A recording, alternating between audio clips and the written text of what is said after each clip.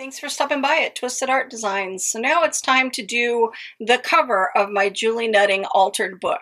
So if you've reached the point where your book is full of layouts and you're ready to create a cover, this might be a fun thing to try that you might want to do on the cover of your book. So I'll show you what I'm doing so you can either follow along and do yours the same way, or you might find a different way to cover your cover of your book. So let's get started and have some fun. So what I'd like to do, I decided that I want to do a collage of Julie Nutting girls. Normally when I stamp them onto cardstock and decorate them with cardstock that's used for like scrapbooking, so it's kind of thicker pattern paper that's cardstock.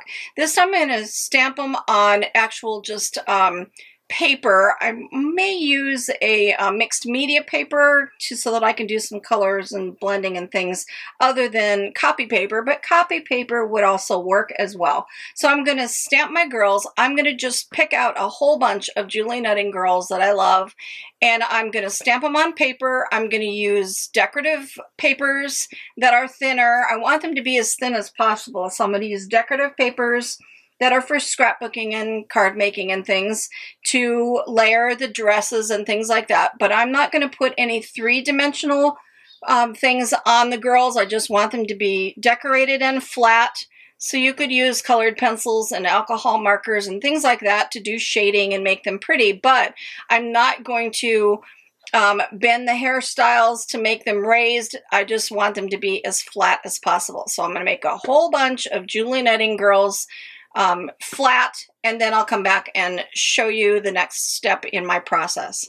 So what I want to start with here is to, there's some grungy spots on my book that I need to remove, and because I want it smooth, so I might need to even sand it, I'm not sure, but I am going to paint the outside of my book completely black. I'm probably going to use black gesso to cover this because that would be the most solid and get the best coverage. But I want my base cover of my book, the entire thing, to be black, so I'm going to do that first. I used black gesso to cover my book. It still needs to dry right there, but that killed two birds with one stone. It covered really well, and because it's gesso, it gripped to the book well, and it's nice and solid. So I like that.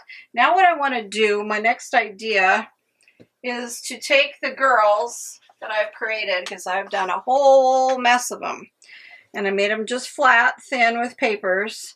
I'm going to lay them out in a collage type of a manner, and I'm going to have them overlapping each other and popping up from here, there, and everywhere. And I'm going to put them on the book just using glue. So I'm going to glue them to the book, glue them right to the book, but in a collage manner. So she might be like this, and maybe I'll end up trimming her feet. I'm not sure. This one could go here, some high, some low, just staggering them and layering them and collaging them. And once I get it the way I want it with the girls, I may even add one more because I want a lot. So maybe I might do one more. I'm not sure. But once I get it the way I want it, then I'm going to start gluing them on one by one. And I'm going to glue them down with art glitter glue, each one layered on top of each other. So here's what it looks like with them layered over each other and glued one on top of each other. And then anything that's hanging off of the book, I am going to just take scissors and trim straight across as neatly as possible, and just trim those off, those pieces off. This one I kind of went around the edge, and then this is what the back looks like with these girls. And I may even add another one here. I'm not sure, but once you get it the way that you want it with all your girls layered and collaged and glued down, now I'm going to take Krylon Matte Finish Fixative Spray. So this is going to seal what I've used to color the girls so that when I varnish the book, nothing is going to blend or bleed into each other, the colors, because I've used colored pencil, Neocolor 2s, alcohol markers, things like that, and they could tend to bleed. So if you spray it first and let it dry, then nothing will bleed. Then I'm going to take a matte varnish and a brush, and I'm going to varnish this cover. So I'm going to put a layer of varnish and let it dry, the whole cover, and then I'm going to varnish it again, and I'm probably going to put about 4 coats of varnish to totally seal these girls to the front of the book. And before I spray it, I took a white paint pen and added these little star shapes all around the whole book, and it really made it pull together, and it looks so cute. So this is what it looks like after the spray sealer. It's already made the colors kind of pop. I love that. So cute.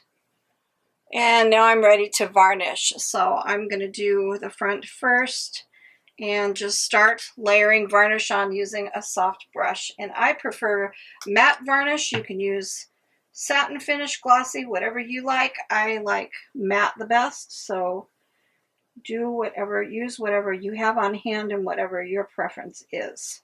So I'm going to just put a nice thin even coat on and have my brush strokes all going uniformly one way like that, and then totally let it dry, probably for an hour or so, and do a second coat, and then let it dry, and then do a third coat, and maybe a fourth coat, depends. And once it's all done, it's going to be all shiny and sealed in together. So I'll show you when it's finished. So all I did was 2 coats of varnish, and that was more than enough. So instead of 3 or 4, I'm going to stick with 2.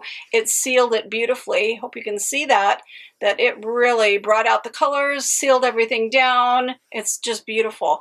And some of these papers that were really, really thin wrinkled, and it looks so cute because it actually looks like the material of her dress to be a little bit wrinkled. This one too, it just looks like the pleats in her skirt. So I don't mind that at all. I think it looks cute. Look at this, it's nice and bright and cheery. So now my last step is on top of this, I'm going to add all the fun embellishment type things, and they will be the last thing that I put on it. So I'm going to glue on little tiny bows, ribbons, put on some earrings, some jewelry, anything I can, feathers, rhinestones, little mini buttons, anything I can to decorate these girls even further, but on top of the images now. That's going to be the final part. So I'll show you when it's completed. This has turned out so cute, and what a great way to have a cover for your Julie Nutting book with all these collage Julie Nutting girls. So here is my cover with the little fancy embellishments. I put a silk ribbon bow, some pretty flowers in her hair. I put these really cool bubble flat back things that look like bubbles coming up from the mermaid. She's got gemstone earrings and flowers that are raised. These are little plastic flowers. They're for doing nail art. Little rhinestone buttons and flowers with sequins in the middle. She's got some little rhinestones for buttons on her little outfit. So those kind of things are what I added to the outside of the book. Some jewelry on some of the characters, and it just added a little bit of something to it. But it's not overdone that it won't get in the way of looking at the book.